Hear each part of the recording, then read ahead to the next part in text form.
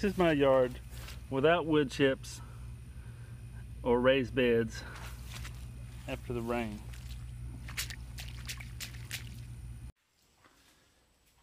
Okay guys, good morning. So I've had a couple of requests. One was to do just an update on the Ninja coffee maker, whether or not I like it, is there anything that I don't like about it, and that sort of thing. And also had requests to do an iced coffee. So I thought I would just kill two birds with one stone and do them both right now. So what we're going to do this morning is we're going to make a full carafe of iced coffee, and I will tell you what I think about my coffee maker thus far. I'll be honest with you, I haven't made any iced coffee yet. I do like an iced coffee every now and then when it's hot outside, but it's just not my forte. But I'm going to do it just to show how it's done. So the first thing you want to do is fill your coffee basket up. I really like this permanent basket. Sorry, it's a little wet from my morning coffee. It's really easy to use and easy to clean. Also, just to note, when you are cleaning it, to take it to the sink or whatever, or the trash can, you can take out this unit and it keeps it from dripping. It is 2 pieces. And if you don't want to use the permanent filter, you can use a number 4 paper filter. So we're going to make a full carafe of iced coffee. So I'm going to use 3 scoops. You can make it as strong or as weak as you like it. I found that 3 of the big scoops is perfect for me. So you just take that, push it in until it clicks. Then I'm using the iced coffee carafe, and you fill it with ice. So as much coffee as you're going to make, you fill that to that line. Now we're going to change this to full carafe, and then we're going to do over ice brew. All right, we're going to let that brew. I'll be right back. Okay, while that's brewing, I'll tell you a couple of things. So far, I absolutely love this Ninja coffee maker. Honestly, there's nothing I don't like about it. It's easy to use, it's easy to clean, it's made well. There's just absolutely nothing I don't like about it. It's versatile. It has this frother, which is amazing because it's so easy to use. You just slide your cup under there, froth it for 30 to 45 seconds, take this off, rinse it, stick it back on. Absolutely nothing to it. And it is delicious. Also, the reservoir is clear. You can see how much water you have left. You can choose how big of a cup you want to make. I mean, it's just great. It's user-friendly, and there's nothing I don't like about it. Also, just want to note, when you do the over ice brew, of course the coffee gets hot. The water goes into the basket, saturates the coffee.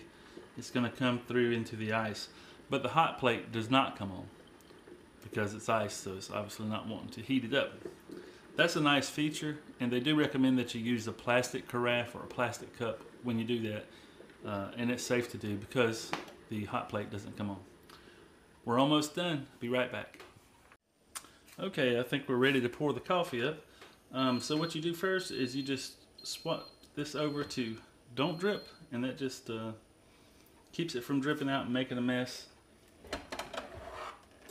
You can see there's still some ice there in the coffee, and I'll pour me up some in the glass. Now this is a Turvis cup. I told you that's what I like to use, and I used to live in Key West, Florida, and we bought a tag, a specialty tag, and we got a free cup with it. So I love these things. Just pour that. The mouth is big enough to let some ice through. That's cool. If I wanted more ice, I could just take it off, I suppose. And then we'll shake this up. This is that Natural Bliss. I really like this because it's just made with milk and cream. Not very many fake ingredients in there. And this is the hazelnut, my favorite flavor. So we'll pour some of that in there.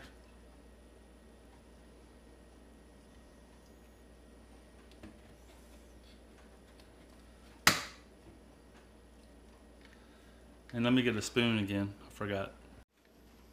Okay, now I got a spoon, give that a quick stir.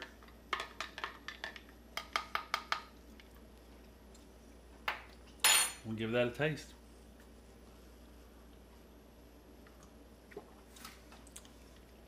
Well, that is cold coffee. I think if I were going to do it and tweak it a little bit, I would actually pour this into my blender with some ice and do like a, you know, a smoothie type drink. But overall, I mean, that coffee flavor is coming through. It's not watered down at all, and that's because this brew's stronger to allow for the ice to melt. And it's actually very delicious. So there you go. Dan over at Home in the Sticks, I know you were asking about the ice brew. Brother, that's good stuff. I know it's a little bit of an investment, but I can guarantee you, if your Ninja coffee pot is as good as this one, you will not be displeased. It's a good product, and I highly recommend it. One more quick thing, guys. I do apologize for not having an outdoors garden video to speak of today, just a little bit that I showed you earlier. It is just raining so much here that I can't do anything out there. And tomorrow we're supposed to get another 2.5 to 3 inches of rain because of a tropical storm that's coming through. So just bear with me. I'm not quitting. I just got to wait till I can get out there and do some things. I promise there's more to come. And as always, don't forget to like, share, and subscribe, and support your smaller channels. I'm always going on and finding other garden channels that have a small number of subscribers, and I'm supporting their channels, and you know what? They support me back. My numbers are creeping up there. I'm at 125 subscribers now, and I'm so grateful for that. So don't forget to go out there and support your smaller channels. And again, like, share, and subscribe. Thanks for watching, guys, and I'll see you soon, I promise.